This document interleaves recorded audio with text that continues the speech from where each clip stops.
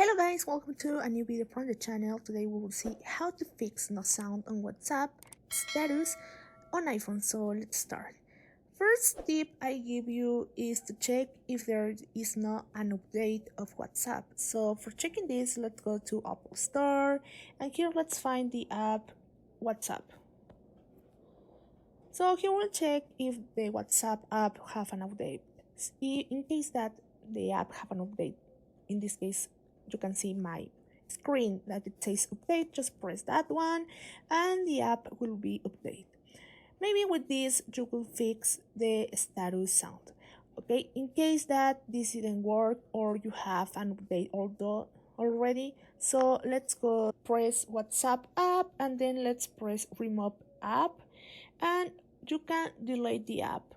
Okay, if you delete the app you have to reinstall again, and in this way probably the app will be refreshed, everything will work again.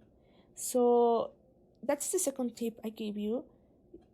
You have to delete and then reinstall the app. These two tips probably will help you to fix no sound on WhatsApp. I hope it works for you. Remember to subscribe and give like to this video.